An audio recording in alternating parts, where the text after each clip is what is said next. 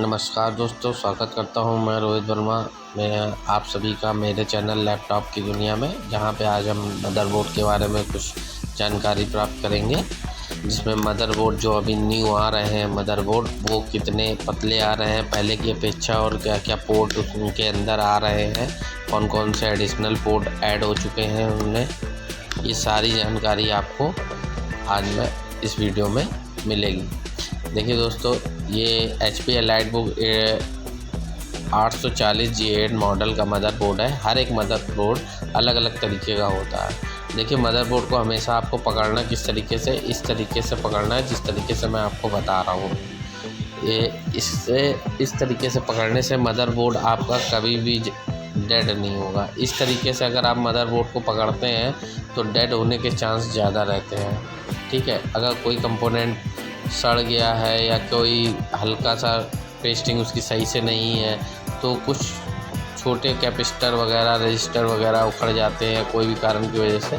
तो इस तरीके से, जैसे तरीका बताया मैंने पकड़ने का, उस तरीके से पकड़ेंगे तो ईज़िली आपका मदरबोर्ड निकलेगा और कभी भी आपको लगाने में दिक्कत नहीं होगी और मदरबोर्ड प्रॉपर तरीके से ऑन होगा। क्योंकि अधिकतर गलत तरीके से मदरबोर्ड पकड़ने पे भी मदरबोर्ड डेड होता है। देखिए, ये कनेक्टर दिखा रहा हूँ मैं आपको। ये C टाइप कनेक्टर था। ये आपके 2 USB कनेक्टर दिए गए हैं, एक HDMI कनेक्टर इसमें दिया गया है और एक ऑडियो कनेक्टर दिया गया है। इस बोर्ड के अंदर इनबिल्ड हैं ये सारे कनेक्टर। देखिए, इसमें एक ऑप्शन अलग से दिया गया है सिम ट्रे का। इसमें सिम भी हम लोग इंक्लूड कर सकते हैं इस कनेक्टर में। ये नया ऑप्शन है इस मदरबोर्ड में, हर एक मदरबोर्ड के अंदर नहीं आता है। ये CPU के पीछे का हिस्सा है बेस, जहाँ पे ये देखिए 4 लॉक लगे हुए हैं। इसमें हीट सिंक का लॉक कसा जाता है, जिस पे माइक्रो प्रोसेसर पे आप कूलिंग पेस्ट लगा के हीट सिंक इसके ऊपर कस जाती है। देखिए, इसमें आपको 2 रैम का ऑप्शन दिया गया है। एक ये, इसको आप CMOS बैटरी बोलते हैं।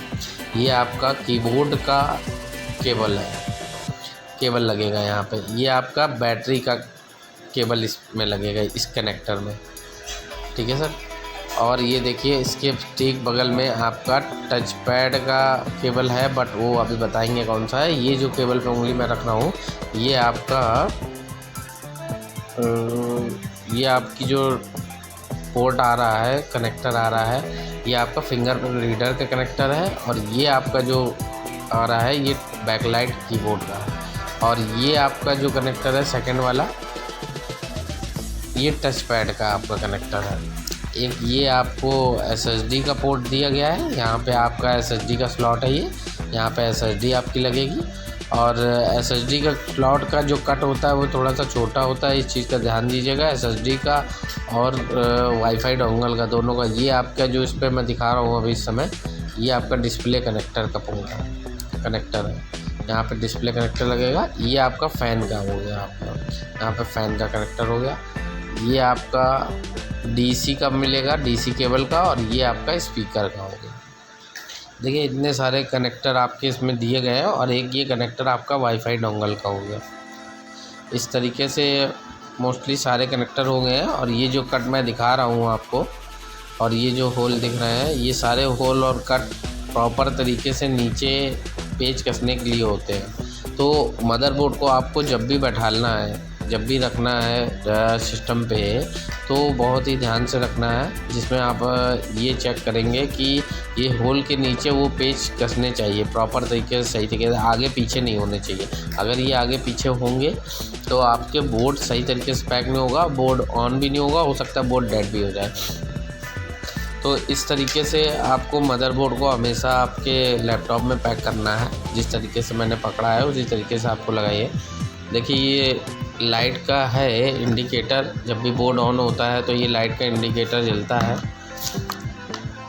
मोस्टली सारे कनेक्टर हो गए हैं। अब ये छोटी छोटी ये आईसियाँ लगी हुई हैं। ये सारी आईसियाँ किसी न किसी पोर्ट के काम के वर्किंग के लिए होती हैं। जैसे डिस्प्ले की आईसी है तो डिस्प्ले के बगल में होगी या पीछे होगी या कहीं पे होगी।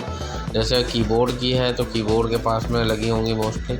तो हर एक आईसी अलग अलग वर्किंग करती है। ये तो ट्रेसिंग पे पता चलता है कि कौन सी आईसी कौन से कनेक्टर से जा रही है और किसका क्या काम है और कहाँ पे क्या कितनी सप्लाई आ रही है, ये तो आपका चिप लेवल पे आ जाता है। ट्रेसिंग पे ही पता चल पाएगा प्रॉपर तरीके से, एग्जैक्ट इस आईसी को नहीं बोल सकते। अब ये देखिए मदरबोर्ड आपका दिखा रहा हूँ मैं, इसमें ये जो ग्रीन कलर का दिख रहा है ये माइक्रो प्रोसेसर है आपका, और ये इंटेल का बोर्ड है।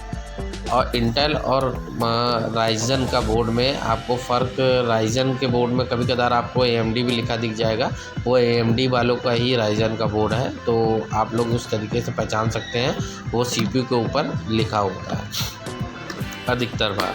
दूसरी बात ये, जब आप धीरे धीरे देखेंगे तो देखते देखते आपको पता चल जाएगा ये राइजन का है कि इंटेल का है। तीसरा आप देखिए, इसमें जो स्लॉट आपके 2 दिए गए हैं रैम एक्सटेंड करने के लिए, एक रैम लग के आएगी है और एक रैम आप एक्सटेंड और इसमें कर सकते हैं। 16 GB तक आप इसमें एक्सटेंड कर सकते हैं, ईज़िली आपका बोर्ड सपोर्ट करेगा।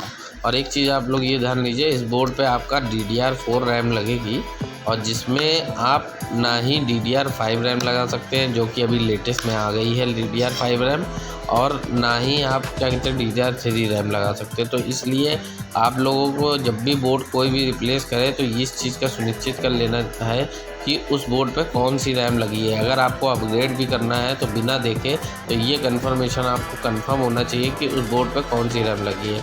अगर आप ये चीज़ कंफर्म कर लेंगे तो बिना देखे DDR4 लगी है तो DDR4 के रैम लगाएंगे तो प्रॉपर तरीके से लग जाएगी, क्योंकि हर एक रैम का कट अलग अलग होता है। तो कोई भी रैम किसी भी स्लॉट में नहीं लगेगी किसी भी तरीके से। ये आपका वाईफाई डोंगल का पोर्ट है, यहाँ पे आपका वाईफाई डोंगल लगे होगा, ठीक है। इसमें जितनी भी पिनें दी गई हैं, किसी में 180 पिनें होती हैं, किसी में 280 पिन होती हैं रैम स्लॉट में, ठीक है, किसी में 246 होती हैं। इस तरीके से अलग अलग पिन डिटेल होती हैं। तो मोस्टली ये तो इंटरनल चिप लेवल के उसमें जाएंगे तो बेसिक आपका एक एक चीज़ क्लियर करा जाएगा कि जिसमें कौन कौन सी कितनी पिनें होती हैं। एक्चुअली उन पिनों का इतना रोल तब होता है जब इंसान चिप लेवल का काम करता है, तो उसमें कौन सी डाटा की पिन आ रही है और कौन सी सप्लाई की पिन आ रही है, ये सारी चीज़ें जानने के लिए पता चलता है उससे। वो तो आगे हम लोग देखेंगे किसी न किसी वीडियो में। देखिए दोस्तों, ये आपका ऑडियो का पोर्ट दिया गया है, यहाँ से आप लोग अपना ऑडियो का भी वर्किंग हो जाएगी इससे। और ये सिम ट्रे का पोर्ट है आपका, इसमें देखिए कितना पतला बोर्ड बना दिया गया है, और इस समय सिर्फ फास्ट के चक्कर में और बहुत ही पतला बोर्ड है ये। और ये इनपुट आउटपुट का कनेक्टर है, ये एक कनेक्टर आपका इसमें और लगेगा। जो पीछे से मैं पोर्ट आपको दिखा रहा हूँ, वो पोर्ट आपका एक डॉटर कार्ड होगा छोटा सा, जो कि लैन पोर्ट, और उसमें 2 USB कार्ड का ऑप्शन दिया गया होगा, तो वो भी आपका इसी बोर्ड से अटैच होगा। जब इस बोर्ड से अटैच होगा तभी ये प्रॉपर तरीके से वर्किंग पे आएगा, जो कि उनके लैन तब वर्किंग पाएगा और USB तब वर्किंग पाएगा। तो ये सारी चीज़ें आप लोग देख लीजिए। ओवरऑल बोर्ड हम लोग का कंप्लीट हो गया है, सब तरीके के कनेक्टर मैंने आपको दिखा दिए हैं। तो आप लोगों को धीरे धीरे ये सारी चीज़ें चेक कर लेनी है और कनेक्टर को देख के पहचान लेना है कि कौन सा कनेक्टर का क्या काम है और किस चीज़ का वो कनेक्टर है। तो जब आपको ये परफेक्ट चीज़ पता होगी तो आप कभी भी कोई भी कनेक्टर में दूसरी केबल को मर्ज नहीं करेंगे, कहीं पे भी दूसरी केबल को लगाएंगे नहीं, जिससे किसी भी प्रकार की कभी कोई दिक्कत नहीं होगी कि टच पैड वाली जगह पे आपने बैकलाइट की लगा दी और बैकलाइट वाली जगह पे टच पैड की लगा दी, तो पता लगा आपकी बैकलाइट भी नहीं जल रही है और टच पैड भी नहीं जल रही है, और हो सकता है आपका बोर्ड भी डेड हो जाए, क्योंकि उनका प्लस माइनस का सप्लाई अगर अलग अलग होगा और अगर प्रॉपर तरीके से नहीं हो पाएगी तो क्या कहते हैं कि आपकी सप्लाई अगर प्रॉपर नहीं मिलेगी तो आपका ये बोर्ड डेड होने का खतरा रह सकता है। अब दूसरा दोस्तों, ये आप लोग फिटिंग प्रॉपर करना है आपको बोर्ड पे, ये चीज़ ध्यान रखनी है। बोर्ड को पकड़ना ठीक से है, ये चीज़ को ध्यान रखना है, और कौन सा कनेक्टर कहाँ पे लगनी है केबलें, वो चीज़ का ध्यान रखना है। ओवरऑल बोर्ड में सारी जानकारी मैंने आपको दे दी है इस बोर्ड में।